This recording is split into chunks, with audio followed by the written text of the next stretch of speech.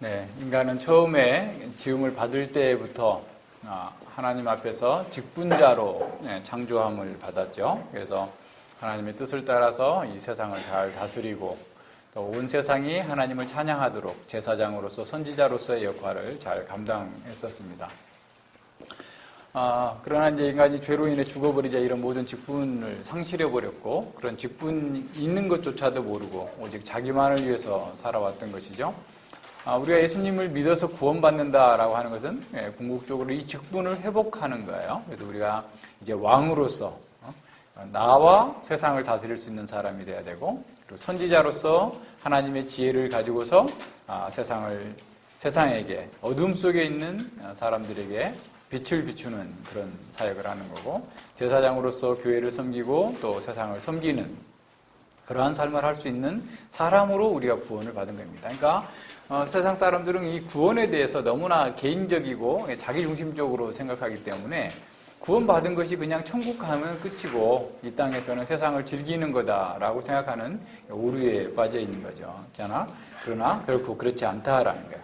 우리가 구원받았다라고 하는 것은 우리의 직분이 회복되었다라고 하는 것을 의미한다라고 했습니다. 그래서 이 직분을 잘 수행하는 것, 이것이 우리에게 주어진 첫 번째 사명이다라는 사실을 생각해 봐야 됩니다. 지난 시간에 본 것처럼 예수님께서는 교회를 세우시기 위하여서 교회의 창설 직원으로서 사도와 선지자와 복음 전하는 자를 주셔서 교회가 세움을 받았죠.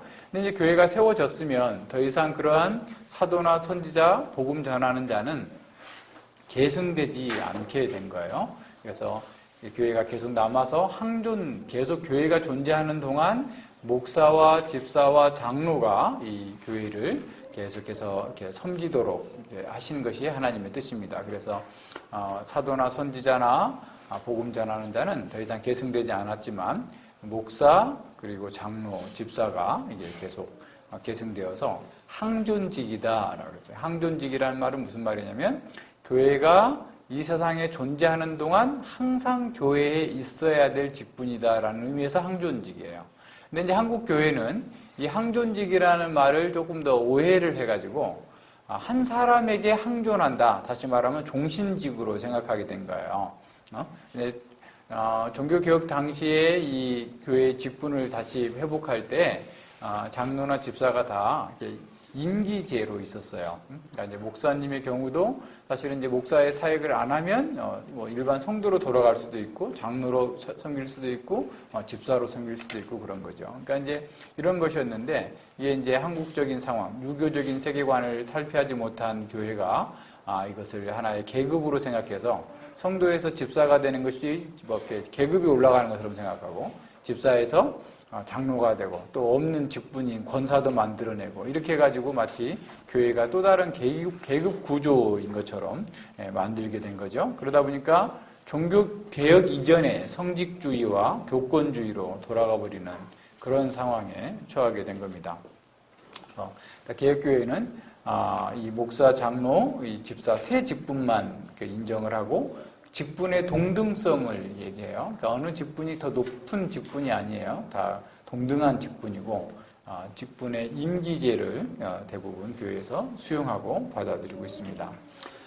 이 교회의 직분은 오직 예수 그리스도께서만 유일한 직분자가 되시고 교회의 직분자들은 그리스도의 직분을 어떻게 보면 위임받아서 그리스도의 직분을 수종드는 자로서의 삶을 살고 있는 거죠. 그래서 성도들이 주의 종, 목사를 주의 종이라고 부르지만 모든 사람들이 다 주의 종이에요.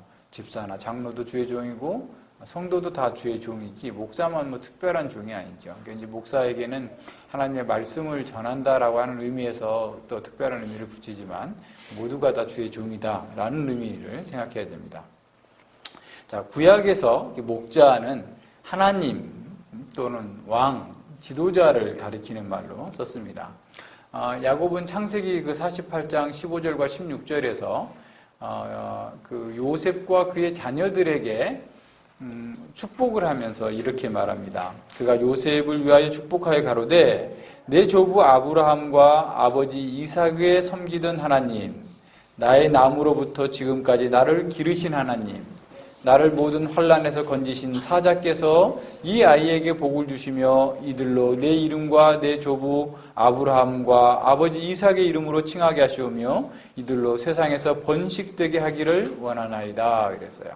자, 여기서 나의 남으로부터 지금까지 나를 기르신 하나님이라고 이렇게 야곱이 고백했는데, 이 말을 직역하면 이런 뜻이에요.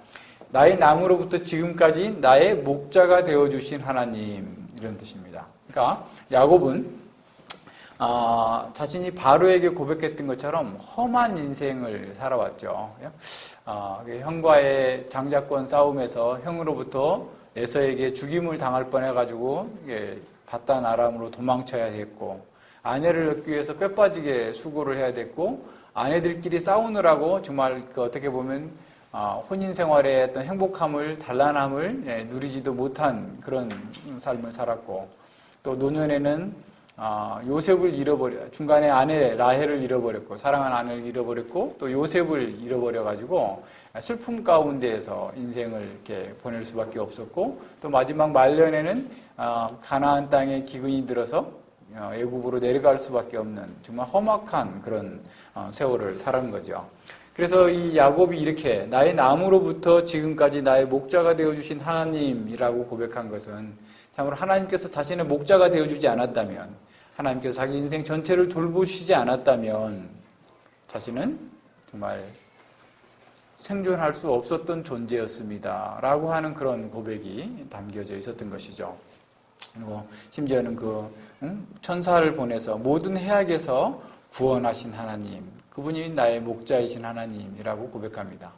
우리가 잘 알고 있는 시편 23편에서도 하나님께서 목자가 되셔서 얼마나 다양한 방식으로 위험에서 우리를 구원해 주시고 있는지를 묘사해 주고 있습니다. 그러니까 어떤 어려움 속에서도 하나님께서 목자가 되어 주시고, 또 가장 힘든 순간에서도 그를 지켜주시며, 푸른 초장과 꼴로 인도해 주시고, 막대기로서 우리가 잘못했을 때 우리 자신을 어떻게 보면 징계하면서까지 바른 길로 인도해 주시는 그 하나님에 대하여서, 그리고 목자이신 그 하나님께서 정말 상으로 식탁 교제 가운데로 부르셔서 모든 필요를 채워주시고 있는 그 목자로서의 그 상황을 이렇게 보여주고 있는 거죠. 위로가 필요할 때 위로해 주시고, 양식이 필요할 때 양식을 공급해 주시고, 징계할 때 징계해 주셔서 항상 그 필요를 채워주시는 그 하나님, 또 장래의 소망을 주시는 그 하나님을 찬양하고 있는 겁니다.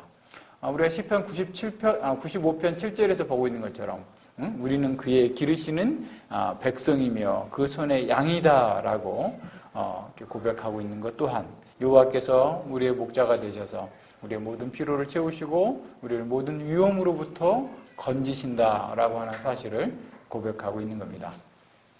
에스겔 34장에서는 그 목자에 대한 이미지가 아주 강하게 드러나죠. 앞서 34장 1절로 6절에서는 악한 지도자들에 대한, 그 목자들에 대한 책망을 하고 난 뒤에 34장 그 11절과 16절에서는 이렇게 말씀합니다. 나 주 여호와가 말하노라. 나 곧 내가 내 양을 찾되 목자가 양 가운데 있는 날에 양이 흩어졌으면 그 때를 찾는 것 같이 내가 내 양을 찾아서 흐리고 캄캄한 날에 그 흩어진 모든 곳에서 그들을 건져낼 것이라.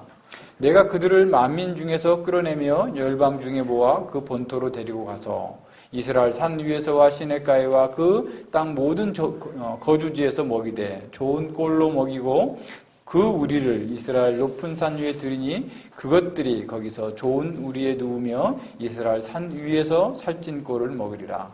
나 주 여호와가 말하노라. 내가 친히 내 양의 목자가 되어 그들로 누워 있게 할지라. 그 잃어버린 자를 내가 찾으며 쫓긴 자를 내가 돌아오게 하며 상한 자를 내가 싸매어 주며 병든 자를 내가 강하게 하려니와 살찐 자와 강한 자는 내가 멸하고 공의대로 그것을 먹이리라.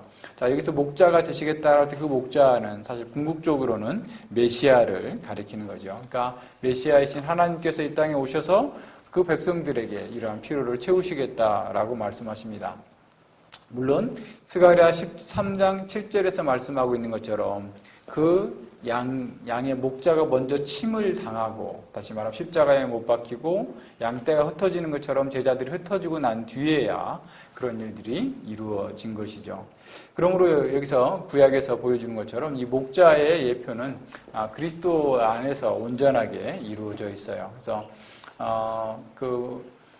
예수님께서 요한복음 10장 11절에서 나는 선한 목자다라고 말씀하실 때 예수님께서는 양을 위하여 내 목숨을 버린다라고 말씀하신 거죠. 그러니까 스가랴 13장 7절에서 말한 것처럼 목자를 하나님께서 치시면 양들이 흩어질 것이고, 그러나 그 후에 다시 양들이 모으시고 참된 목자의 일을 하시겠다라고 했던 그 약속을 이루시는 바로 목자가 예수님이시다라는 것을 보여주는 거죠.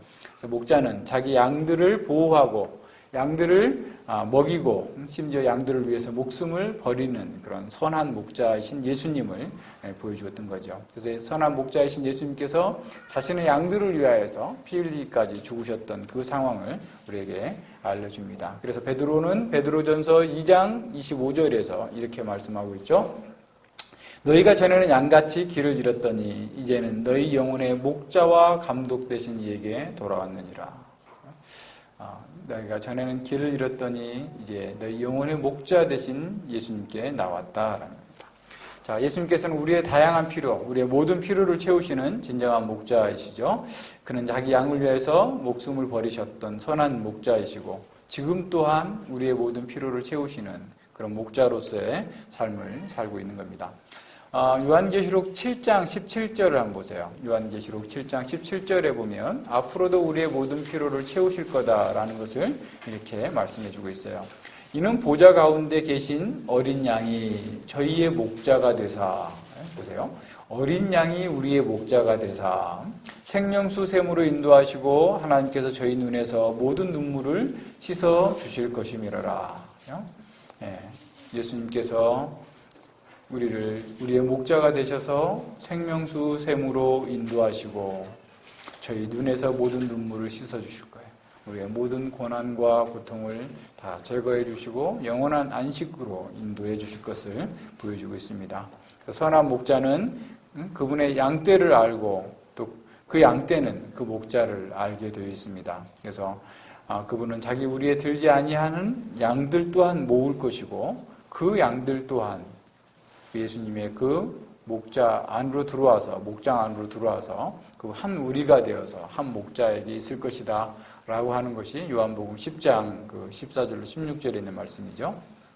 자, 이렇게 하나님께서 목자이시고 또 예수님께서 목자이신데 이런 목자의 일을 하나님께서는 사람들에게 이렇게 위임하셔서 다스렸습니다. 구약에서 청지기 목자들을 보면요.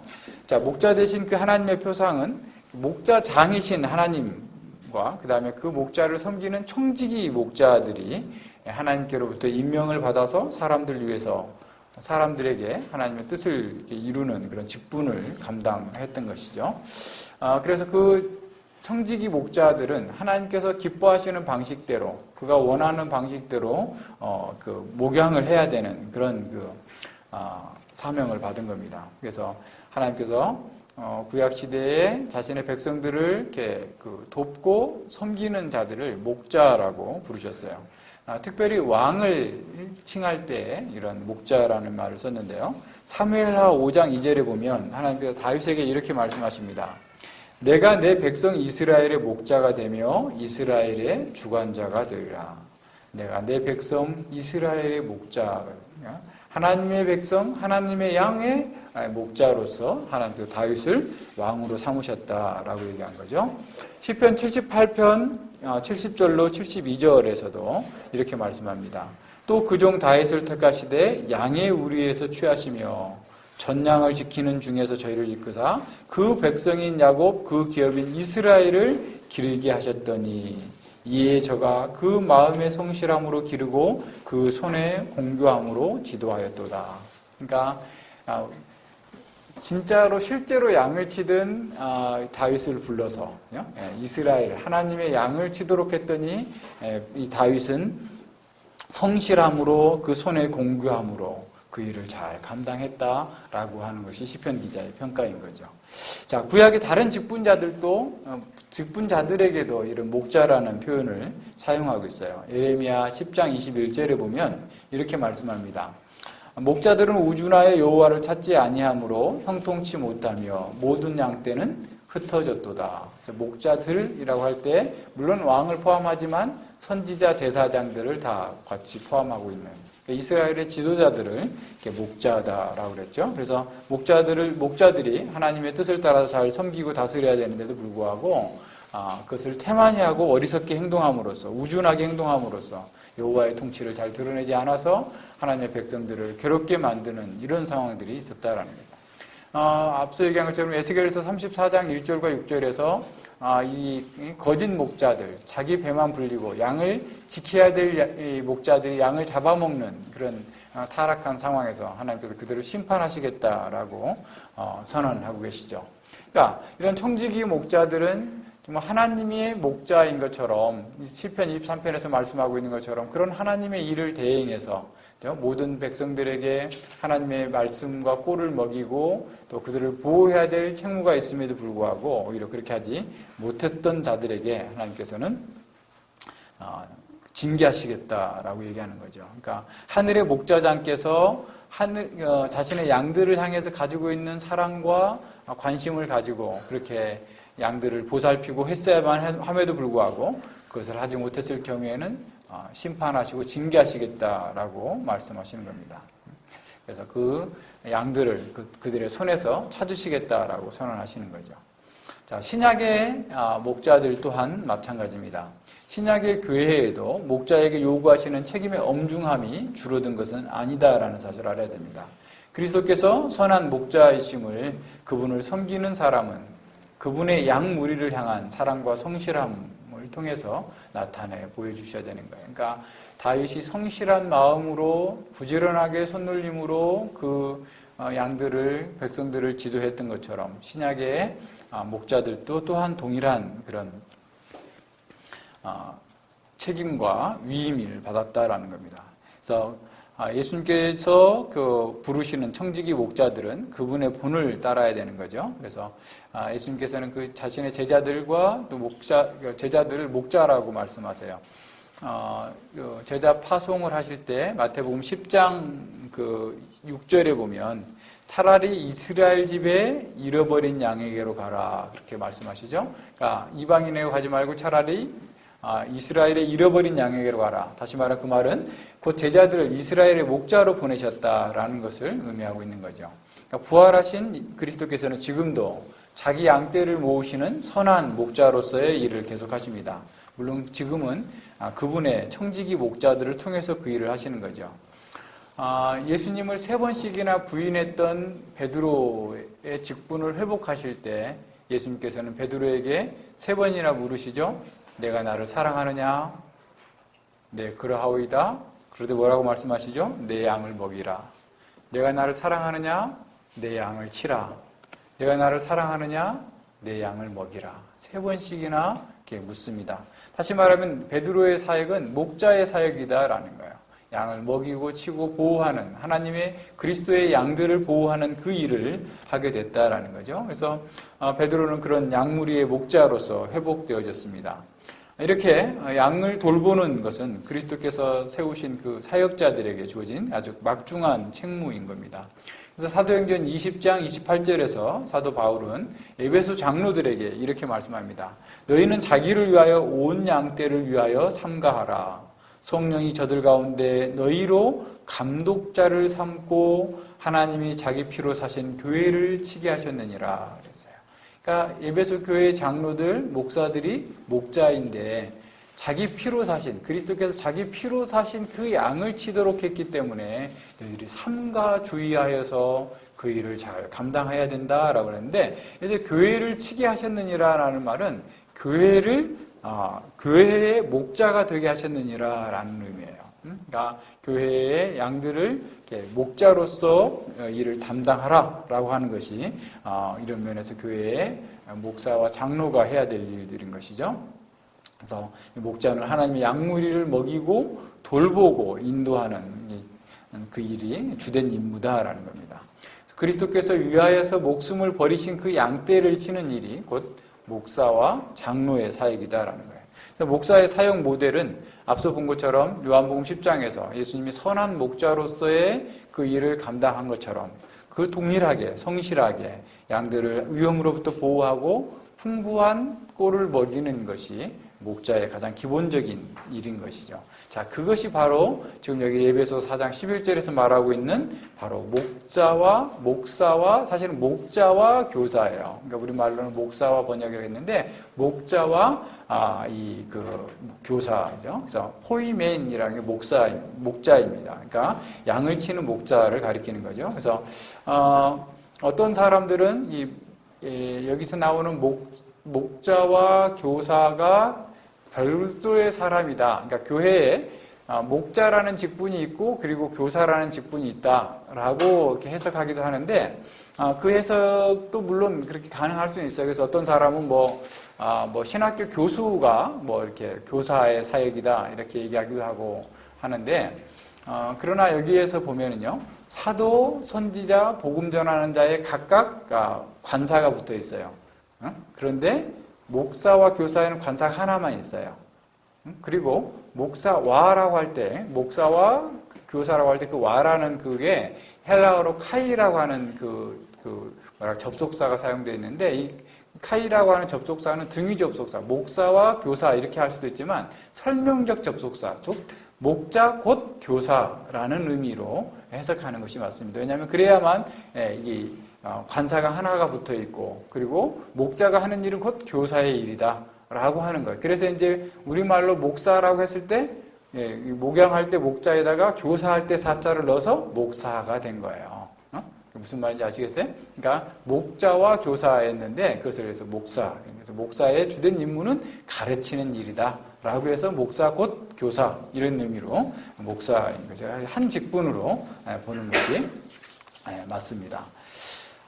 그렇다면 목사는 가르침과 또 양들을 보호하고 다스리는 그 일을 통해서 그리스도의 그 위임된 청지기로서의 사역을 하는 사람임을 알 수가 있습니다. 그래서 특별히 가르치는 일로 본다면 그리스도의 선지자 사역을 감당하는 것이죠. 장로의 일이라면 이제 그리스도의 왕적인 일. 그래서 목사는 장로이면서 교사인 거예요. 가르치는 교사, 가르치는 장로인 것이죠. 그래서 목사는 그리스도의 양무리에게 말씀을 가르치는 그런 종이다라고 보면 됩니다. 그래서 그렇지만 그 종이라는 것이 사람의 종이 아니라 그리스도의 종이고 교회를 위한 종이다라는 사실을 기억해야 됩니다. 그래서 바울은 고린도 교회에게 이렇게 말씀하죠. 예수를 위하여 우리가 너희의 종된 것을 전파합니다.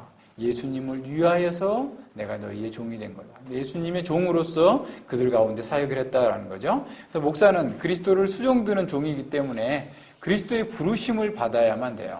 그러니까 그리스도의 부르심이 없이는 누구나 목사가 될 수 없어요. 그래서 개혁교회 헌법에 이렇게 나와 있습니다. 아무도 합법적인 소명을 받은 바 없이 그 스스로 어떤 직분을 취할 수 없다라고 선언하고 있어요. 그러니까 합법적인 부르심이 있어야만 된다라는 거예요. 그것도 역시 집사나 장로도 마찬가지예요. 그래서 이는 장로교 헌법에서도 동일하게 나타나는 것이죠. 자, 그러면 왜 목사가 합법적인 그 교회의 부르심을 받아야 되는가? 교회가 왜 이렇게 이것을 중하게 여기고 법으로 규정되었는가라는 걸 생각해 보면 이건 종교개혁 시대까지 올라갑니다. 종교개혁 시대까지 올라가다 보면 이제 카톨릭에서 나온 그 옛 신부들이 많은 사람들이 설교자가 됐겠죠. 그래서 이제 개신교 신앙을 받아들이고 설교자가 되기도 했고 했지만 그 중에는 또 자격이 없는 사람들이 알 수도 없는 그런 그 잘못된 교리들을 가르치는 거짓 교사들이 굉장히 많이 나와서 많은 사람들을 이렇게 잘못된 대로 인도하게 됐죠. 그래서 교회의 감독이나 교회의 시험을 무시하고 그릇된 교리를 가르치게 됨으로써 교회에 큰 해를 끼치게 됐어요. 그래서 목사는 하나님께서 부르셔야만 된다라는 사실이 더 분명하게 드러나게 된 거죠. 그래서 교회는 교리의 순수함과 직분의 어떤 보호를 위해서 법적인 부르심을 아주 중요하게 생각했고 그래서 그런 직분에 봉사할 수 있는 사람은 하나님의 부르심이어야 된다라는 거예요. 부르심이 있어야만 된다. 근데 이거 한국에서도 많은 이단들이, 이런 부르심이 없는 자들이 이게 자기 스스로 설교자가 되고 스스로 이렇게 목사가 되고 이렇게 해가지고 이단들이 생겨나는 것들이 많아요. 지금도 그렇습니다. 지금도 무슨 그런 그 신사도 운동하는 단체들에서는 막 집사를 목사로 시켜버려요. 또 지가 나가서 또 목사한다고 교회 개척한다고 하고 돌아다니기도 하고, 지난번에도 얘기했지만 미국에 가면 한인교회에 칼 목사들이 많대요. 그게 뭔 소리냐? 이렇게 물어봤더니 칼기에서 안수받고, 그러니까 한국에서는 집사였는데 미국에 내리면서 목사라고 하고 또 교회 개척을 한대요. 그래가지고 막, 근데 또 그 사람들이 더 사람들을 잘 모은다네요. 그래서 이제 더 큰 교회를 한다는 거예요. 그래서 이제 그런 사람들도 몰래 신학 수업 시켜주고 또 이렇게 뭐 학위 남발하고 또 이렇게 장사하는 사람들도 있다고 하는데, 하여튼 뭐 그런저런 일들이 오늘날에도 이렇게 많이 있어요. 그렇게 하면 안 됩니다. 사실은 목사뿐만 아니라 모든 직분자들이 그리스도의 머리, 교회의 머리 그리스도시기 때문에 그리스도께로부터 부르심을 받은 자야 되죠. 그래서 사도들과 전도자들 또 선지자들도 그리스도의 부름이 있었기 때문에 자신들의 이 가르침이 하나님의 권위가 있었다라고 선언하고 있는 겁니다. 늘 이런 면에서 잘 생각해야 되고, 그래서 그리스도의 권위 때문에 교회는 그들의 가르침을 하나님의 말씀으로 받고 순종하고 또 존경했던 것이죠.